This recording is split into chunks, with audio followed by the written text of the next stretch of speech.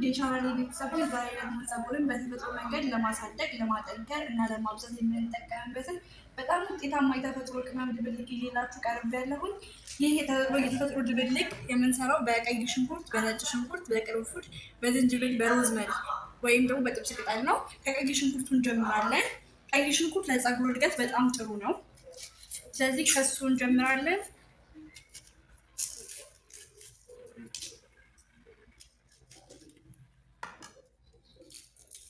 ቀይ ሽንኩርት በውስጡ ሰልፈር የሚባል ንጥረ ነገር ይዟል።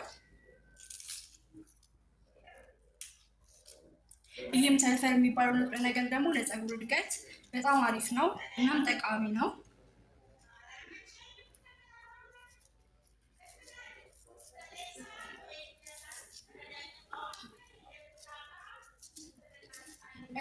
እናም ደግሞ ቀይ ሽንኩርት ለፀጉር ማንጸባረቅ ወይም ደግሞ ለመድረቅ መፍትሄ ነው።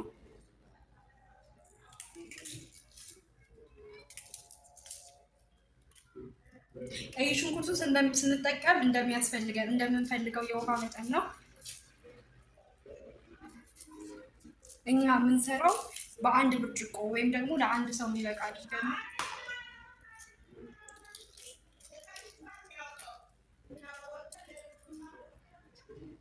ከዛ ቀይ ሽንኩርቱን እናጥበዋለን ማለት ነው።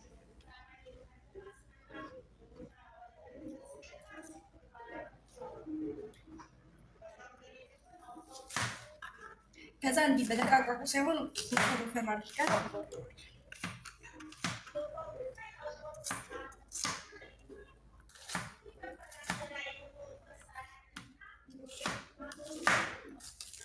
እንደዚህ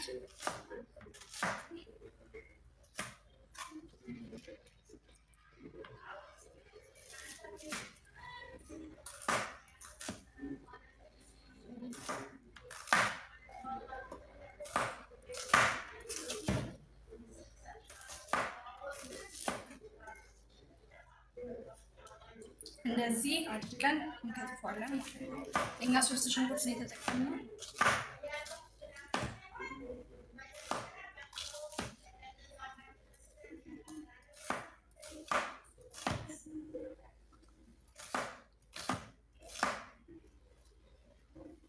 ከዛ ለማደባለቅ እናስቀምጠው ቃላይ እናደርገዋለን።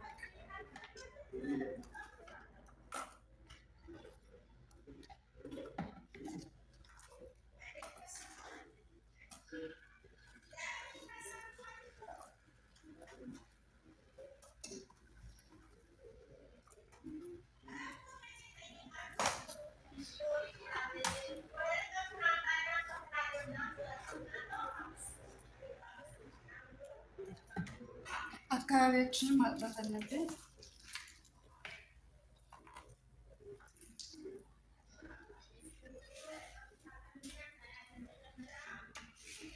ከዛ በመቀጠል ነጭ ሽንኩርት ነው የምንጠቀመው።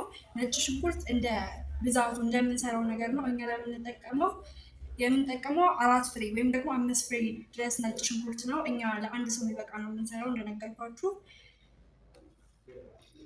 ነጭ ሽንኩርት ደግሞ በውስጡ ቫይታሚኖችን ይዟል። ይህ ቫይታሚንም ደግሞ ለፀጉር መውደቅ ወይም ደግሞ ለፀጉር መርገፍ መፍትሄ ነው። ስለዚህ እሱን እንጠቀማለን።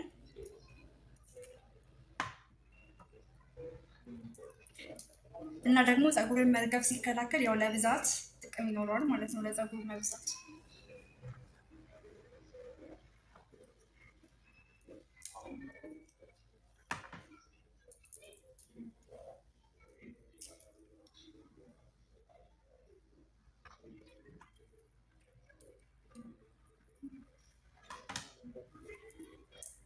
ነጭ ሽንኩርት ውስጥ የሚገኙት ቫይታሚን እና ማዕድናት ለፀጉር መርገፍ፣ ፀጉሮችን ለማብዛት ይረዳል። ስለዚህ እንደዚህ አድርገን እንጠቀማለን። እኛ የምንጨምረው 5 ፍሬ ነጭ ሽንኩርት ነው።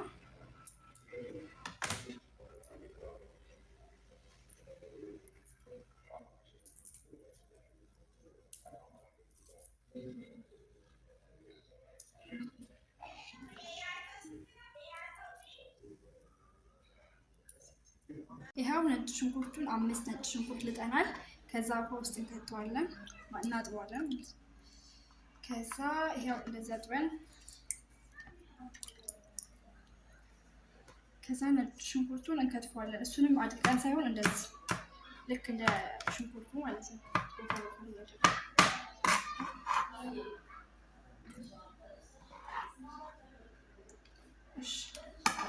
ይኸው ይሄን እናደርጋለን።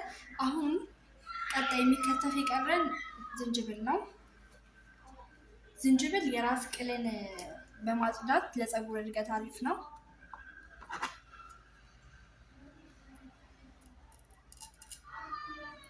እናም ደግሞ በፀጉር ላይ የሚሰማንን የተፈጥሮ ቅባቱን እንዲጠበቅ ያደርገዋል እና ፀጉራችን ጤናማ እንዲሆን አስተዋጽኦ አለው ማለት ነው።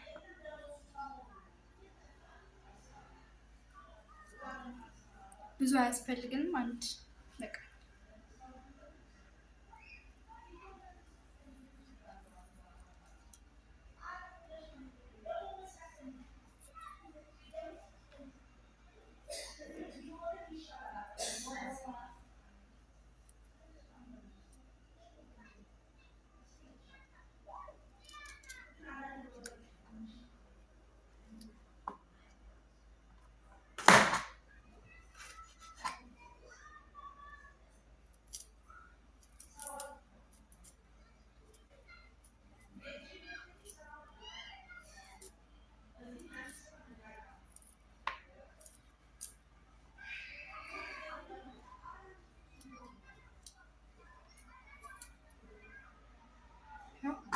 እንደዚህ እችን ያክል ከተጠቀምን ይበቃል። ምክንያቱም እኛ ትንሽ ስለምንሰራ ማለት ነው። ሁሉንም የሆነ እንደዚህ ወፈር ወፈር ባለ መንገድ ነው የምንቆርጣቸው የምንጠቀማቸው ነገሮች። አሁን ዋናዎቹን ስራዎች ጨርሰናል። ከዚህ በኋላ የቀረን ቅርንፉድ ነው። ቅርንፉዱን ደግሞ የምንጠቀመው 11 ፍሬ ነው። 11 ፍሬ ቆርጠን ቅርንፉዱን እንጠቀማለን። 2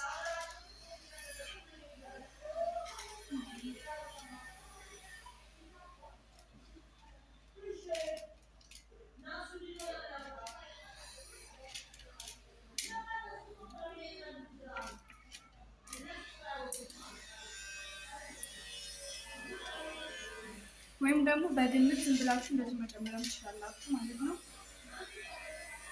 ከዛም ሮዝመሪ እንጠቀማለን።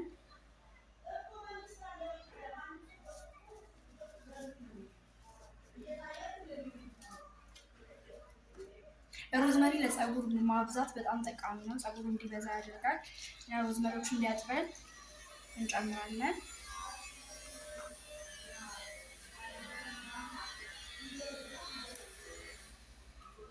ይህን መጠኑን በራሳችሁ መለካት ትችላላችሁ። እንደሰራችሁት መጥራት ነው ማለት ነው። ከዛ እንደዚህ እንጨምራለን። ከዛ በኋላ የቀረን ውሃ ነው። እዚህ ውስጥ ውሃ ጨምረን ለ24 ሰዓት እንዘፈዝፈዋለን ማለት ነው። እኛ የሰራነው ለትንሽ ስለሆነ ለአንድ ብርጭቆ ይበቃ አድርገን የሰራነው። ስለዚህ እናንተ ደግሞ ይበቃችሁን ያደርጋችሁ መስራት ትችላላችሁ። ከዛ ይሄን ከድናችሁ ፍሪጅ ውስጥ ማስቀመጥ አለባችሁ። ይሄ ውህድ ለ24 ሰዓት ፍሪጅ ውስጥ መቀመጥ አለበት። ከ24 ሰዓት በኋላ ደግሞ እንዲቆይ ፍሪጅ ውስጥ መቀመጥ አለበት። ከ24 ሰዓት በላይ ውጪ ከተቀመጠ ይበላሻል ወይም ደግሞ ጥቅም የለውም፣ ጥቅም አይሰጠንም። ስለዚህ ጥቅም እንዲሰጠን ፍሪጅ ውስጥ ማስቀመጥ አለብን እና ይሄ ውህድ ቢያንስ ለ24 ሰዓት መዘብዘፍ አለበት። ከ24 ሰዓት በፊት መጠቀም የለብንም። ግን አንዳንዴ ከቸኮልን የፈላ ውሃ ጨምረን የተንተከተከ ሳይሆን የፈላ ውሃ ጨምረን ቶሎ እንዲደርስ ማድረግ እንችላለን። ከዛ ውጭ ሲጠቀም ፍሪጅ ውስጥ እየከተትን መጠቀም እንችላለን። ተፈጥሮ ቅባት ሰርተን ጨርሰናል። ይሄ የተፈጥሮ ቅባት እየሰራው ሁሉንም የተጠቀምኳቸውን ግባቶች ጥቅሞች እየነገርኳችሁ ነበር። ግን ቅርንፉድ እረሳቸዋለሁ በመሀል ላይ። አሁን ልነግራችኋለሁ። ለፀጉር ብርሃንና ሽታ ነው የሚጠቅመው። እንዲሁም ደግሞ ፀጉራችን ከባክቴሪያና ከፈንገስ በመከላከል ንጹህና ደስ የሚል መዓዛ እንዲኖረው ያደርግልናል። ቤተሰቦቻችን ለዛሬ የነበረን ቆይታ ይሄን ይመስል ነበር። ሌላ አዲስ እንደ ቲፕ የምነግራችሁ ነገር ይሄ ነገር ስትጠቀሙ በንጹህ ፀጉራችሁ ወይም ከታጠባችሁ በኋላ እንድትጠቀሙት ነው። እንዲሁም ደግሞ ስትጠቀሙት ፍሪጅ ውስጥ አስገብታችሁ ትጠቀሙት። እናም ደግሞ ከዚህ ቅባት የምታገኙት ጥቅም እንዳያንስባችሁ ደግሞ ውሃውንና የተጠቀማችሁትን ንጥረ ነገሮች ወይም ደግሞ የተፈጥሮ ማቴሪያሎች በአግባቡ እንድትጠቀሙ እንድታመጣጥኑት እነግራችኋለሁ። ለዛሬ የነበረን ቆይታ ይሄን ይመስል ነበረ። ቪዲዮን ከወዳችሁት ላይክ እና ሼር አድርጉ። እንዲሁም ለቻናላችን አዲስ ከሆናችሁ እንድታበረታቱኝ ሰብስክራይብ ያደረጋችሁ ጠብቁኝ። ለዛሬ የነበረን ይሄን ይመስል ነበር። በቀጣይ ቪዲዮ እስከምንገናኝ ቻው።